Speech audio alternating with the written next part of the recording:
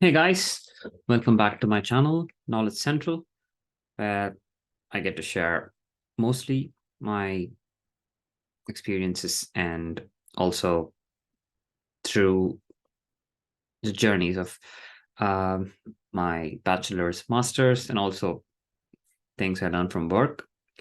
And of course, also it's more like self-improvement content or self-help, you can say, with mostly blogs, storybooks, other videos, or my own opinion, perspective can be subjective and yeah, different things. So let's jump into the video today. So I wanted to actually give kind of uh, basically an advantage or why actually everybody should master the art of storytelling, right?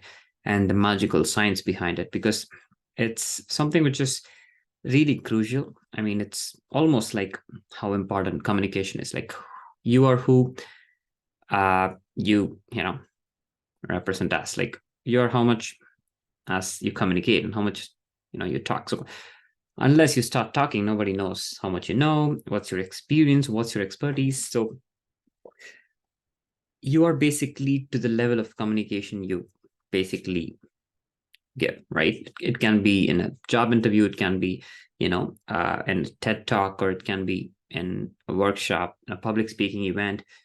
You are perceived as basically the level of communication you give and to basically pursue or impress, or let's say captivate the audience or the person you're talking to. It's really important to actually have a storyline, right? Storytelling. And that's the video about mostly why, first of all, storytelling is important. What can it do, right? What are we missing if you're not actually doing it? And second, how to do it, right? How other people do it. And this is a collection of a little bit of blogs and also a couple of TED Talks, which I've seen in this area, and also a little bit through my experiences. So yeah, let's dive in and see how actually a story can transform your life. First, as I said, why is it important, right? The first and foremost just increases the value of whatever you say, right?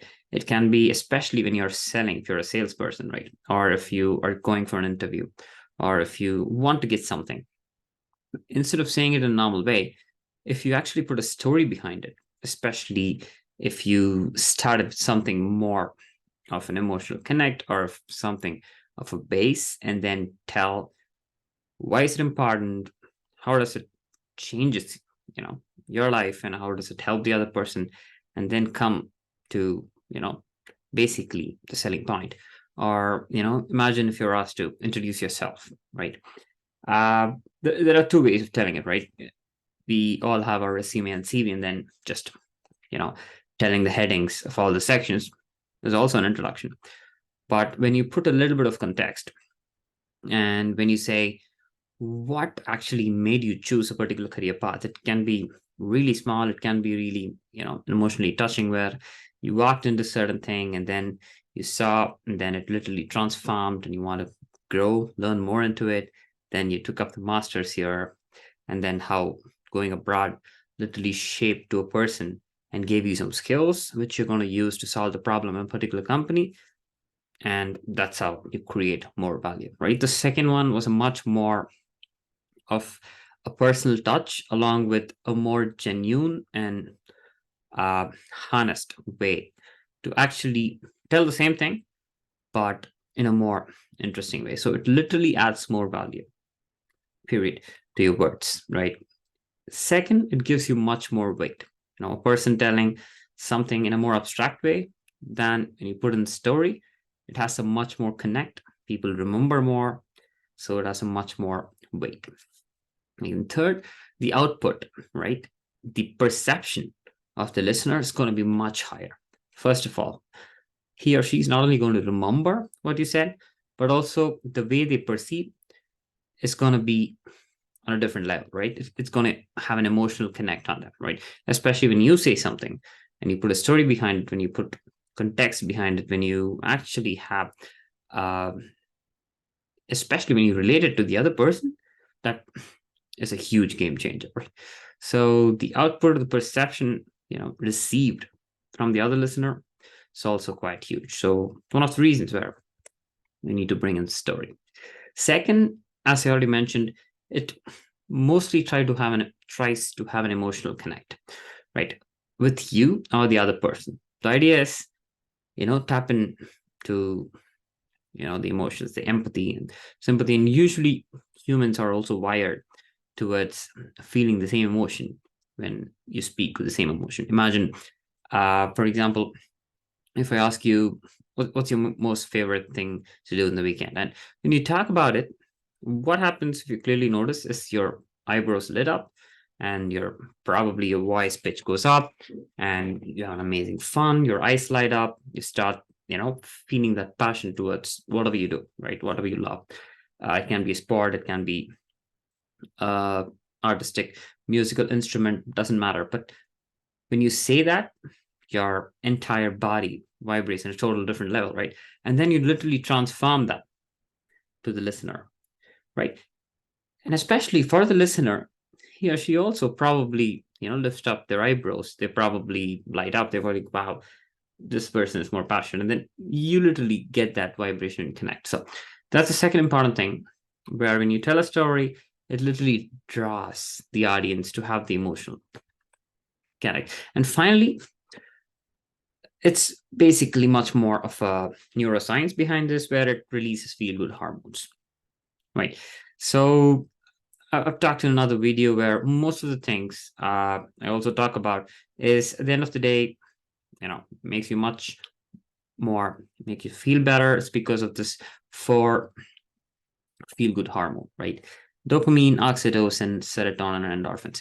And especially when you put a storyline with the emotional connect, as we saw earlier, it's gonna create this oxytocin. It's kind of a bonding hormone where you get from relationship, family, whatever. The idea is, when you connect, it's gonna release this feel good hormones, right?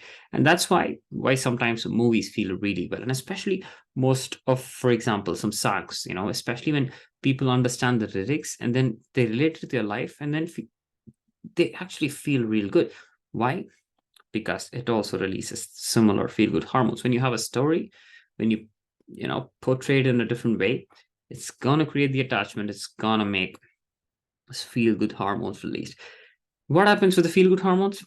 Makes us more happy, it makes us more satisfied, it gives you a sense of the satisfaction, and kind of a win-win, right? When you want to sell something, when you want an ace in interview, again, this works. So I think at least the first half of the video, and I don't want to keep it long, is to understand why we need the art of storytelling and why storytelling is important in our day-to-day life. I mean, it's not about trying to always persuade something, but also create this connect, create this improved value and increased perception, right? Next important, probably a bigger question is, how do we do it, right? And is there some training I should take, or should I, go through a lot of research papers or read something? It's actually juiced down to a few simple points. And of course, there can be a ton of books in communication, the art of storytelling, and other things. But it boils down to these 3 points, which I learned, and these are pretty actionable as well. We literally can start incorporating that uh, in our daily life, in our work, in our day-to-day conversations as well. First one is building the suspense, right? Especially, to be really straightforward and honest, all the movies do this, right? They try to build the suspense in the trailer. They're not going to give everything away, especially during the intermission scenes, especially if you follow most of the Indian cinemas, where the movie is usually 3 to 3.5 hours long and they have an intermission in the middle. Every movie has a huge cliffhanger in the middle. The idea is to pull it not too close to you, right? Keep pulling, keep pulling. The idea is to build the suspense and cliffhanger. Things you say as well. Again, it might not be like a 3 hour long suspense, like a movie, but if you're talking to someone for 5 minutes, The idea is to, slowly put up this hooks, cliffhangers, where people are a little curious. Okay, so where's this going? And what's going to happen? What's the message, or what's the important thing just coming up? And they'll be waiting, and they'll be listening, they'll be understanding the story, and you have to build suspense and cliffhangers. And that creates the hook from the audience, from the listener. So this is one of the first actionable insight where we can create the suspense. Like, this happened, but what's it leading to? And then, okay, so this happened, then. It's as simple as that. Second is try to, build this trust and bonding, right? Because of course, when you have this emotional connect, you already kind of got the attention of the listener, right? Make them feel human. And the idea is also to create this safe space, right? To create this shell where, you're much more open, much more trusting, where you can literally tell. At the same time, because this bond and trust, the other person also probably listens more intently. Imagine it doesn't matter who the person is. If the person doesn't care, if the person doesn't have the empathetical attachment to the bond, might be harder to actually tell something to that person, right? So that's quite crucial as well to keep in mind. And finally, you can always, sprinkle some humor in the middle. The idea is to also make people laugh. When people smile, people laugh, they instantly start, liking you. It's one of the important factors as well for relationship, friend circle, might be, office colleagues. When you make people laugh, it's gonna probably have a positive sign, right? People like hanging out, people like being around, and people like listening to you, right? Especially when you make people laugh. Again, makes people feel good. So the idea is to be more creative, be more focused on the context, and trying to also, put in some humor and try to make people laugh, right?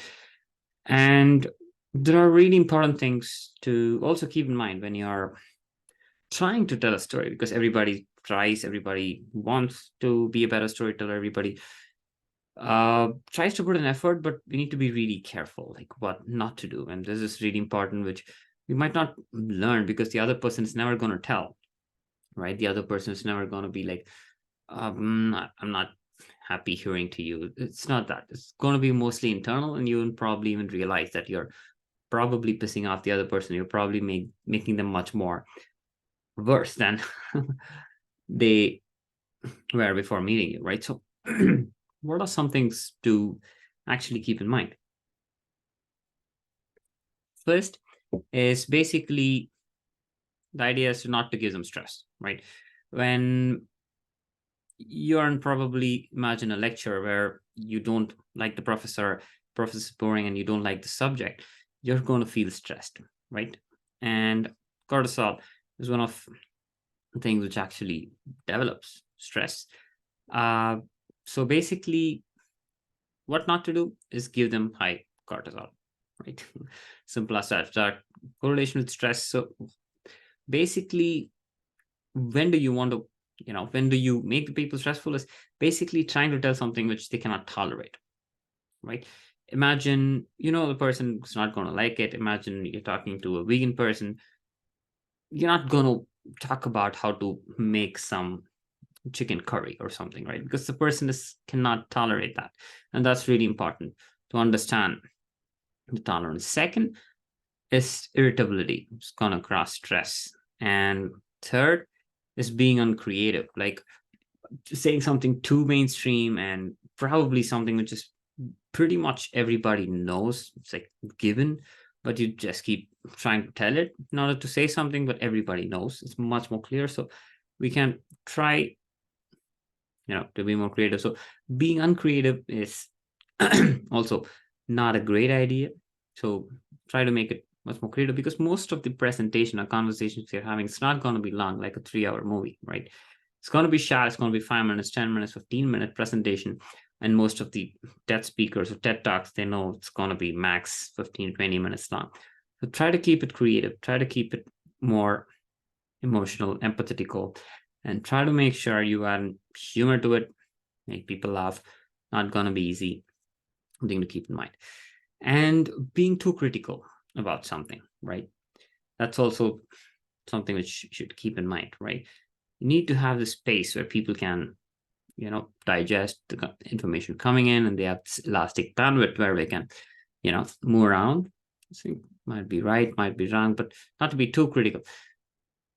The final two is also being more memory intensive, and especially when you put in a lot of numbers, when you give some random weird facts, when you try to make them remember much more in order to actually complete the story. First of all, they might forget. Second of all, since they forgot something you told, they won't follow. And this makes them irritable. This makes them intolerant. So the idea is to be careful with that. And finally, bad decisions. Like if you try to do something, like make a humor out of something by taking or telling something offensive or telling something which is inappropriate to the audience, might not go too well. So, of course, we can all try to be more creative, try to be a better storyteller, but it's not at the cost of, being creative or being more irritable or, putting in a lot of numbers, memory intensive things in it. So, the idea is to, of course, give mock presentation, of course, practice, reiterate, and improve, but some things to keep in mind. But what's the key ingredient of a functional storytelling? And that's, I think, more important, because what not to do is something which we cannot avoid, because we're all learning, we're all trying to improve. We might do something, there are some question marks, what to do, what not to do, but definitely something which we can definitely do and we can always improve is write down your stories, right?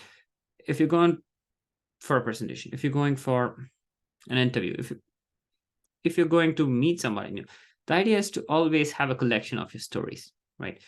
It can be, a few basic questions like introduce yourself, or it can be questions like why are you here? It can be questions like what literally made you to choose this particular thing, or any of the choices you made in your life so far.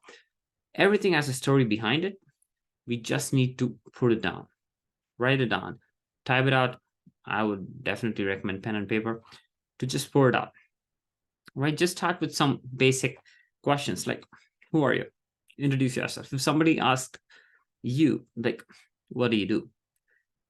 Tell a story instead of telling, actually, okay, I am working as a so and so in a so and so company. Just put a couple of lines before, after.